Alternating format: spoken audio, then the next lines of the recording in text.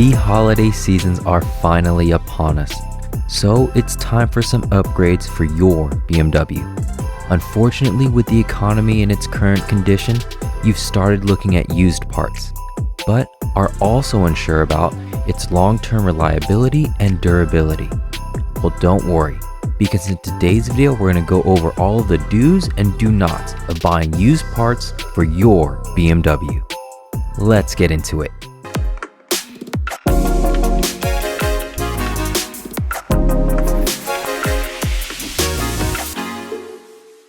What's up everybody, my name is Fritz and welcome to the channel. Let's face it, car parts are expensive, especially for us BMW owners. And although Black Friday and Cyber Monday have come and gone, perhaps the sales that actually popped up were not exactly what you were hoping for.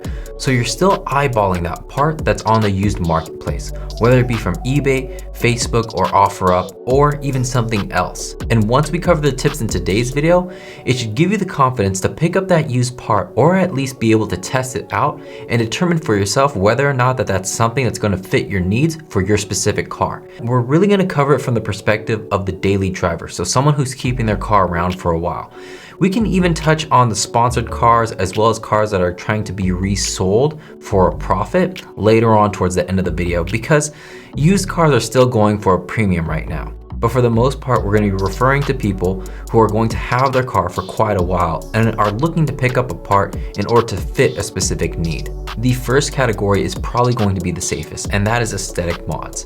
Things that are going to improve the look and feel of your car, such as the carbon fiber interior pieces that I put on the M235i that actually came off of a 240. Because the seller took really good high quality pictures, I was able to do a quick visual inspection, determine that none of the parts were broken, all the tabs looked intact, and because I bought it from a place like eBay, which has a return policy, if the seller kind of fibbed on their listing, I was confident to make the purchase, did my further inspection when I actually had the part in hand, and then test fitted on the car to determine whether or not that all the tabs were in perfect working condition.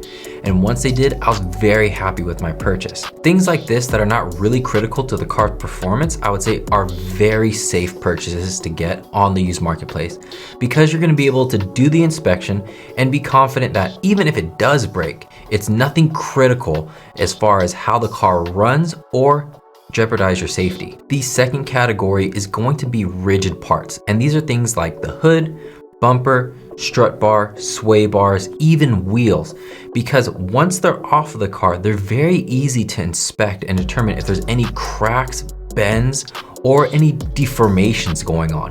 In the case of the bumper, you just want to make sure that all the attachment points are intact and not ripped or torn. Some people are even willing to let you bring your car there, test fit it on your car, and as long as all the attachment points line up, you can rest assured that that part will fit for your car, and you can finagle the final adjustments later on, such as the hood and the bumper. Now, the one subcategory here I would say is okay to buy are electronics.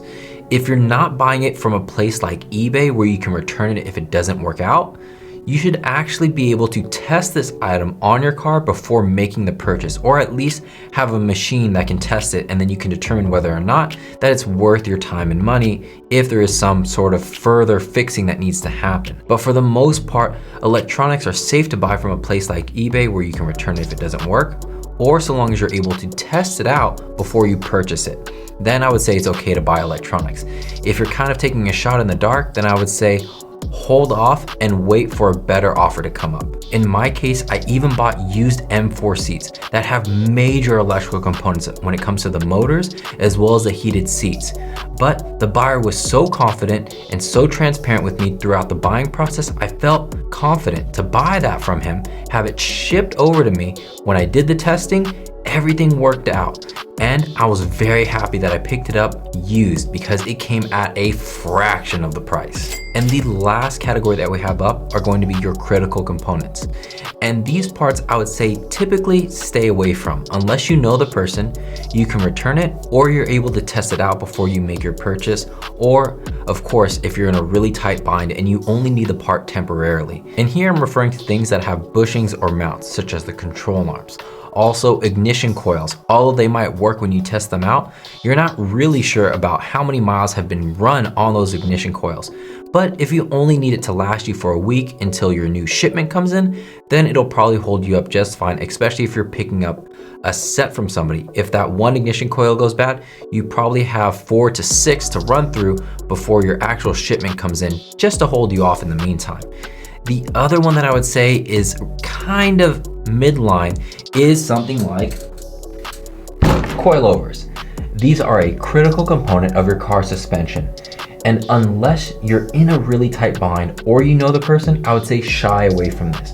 Now, of course, there is a very simple but very rudimentary way of testing out your struts. Basically, if you can compress the strut, of course, this would all be disassembled.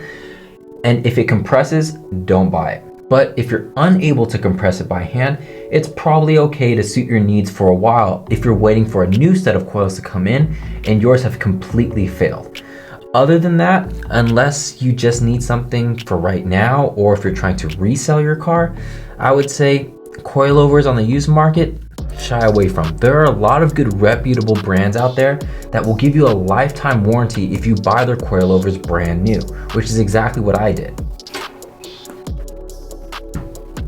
But of course, that is for those of you who are daily driving your car and you're going to be living in it for quite a while. But if you're going to be reselling a car, then I would say getting coilovers used is probably not that bad of an idea, especially if you're buying OEM coils. The reason why is because people typically gravitate towards a car that has not been modified, or at least it looks like it hasn't been modified. So if somebody bought cheap coilovers, threw it in their BMW, and they failed, you bought it in order to fix it and sell it at a profit at this time, then I would say it's perfectly fine if you picked up some OEM coils on the cheap, especially if they're working perfectly fine, they're not leaking, they pass that compression test that I talked about earlier.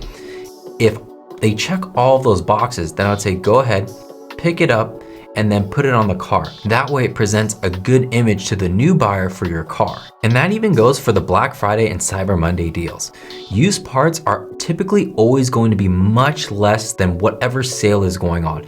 If you're trying to sell your car for a profit, as we did with the white F30, then just go straight into the used car marketplace, with the exception of things that need to be in perfect condition, like the radiator support and shroud in order to align the hood and bumper. That one I did buy brand new, because even if somebody is very confident they take good pictures, those specific parts are hard to determine whether or not they've been warped or bent when they're off of the car.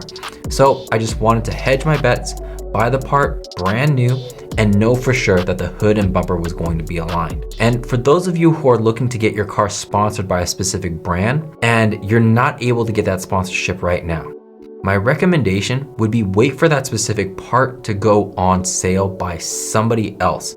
Pick it up secondhand, do whatever you need to do as far as social media, put it up on your website, make a video, and then send that final product off to the brand and say, you know what? I know that we weren't able to work out a deal this time, but I love your product so much that I went ahead and bought it. You don't have to tell them that you bought it used, but tell them that you bought it anyways, and then you put it on the car.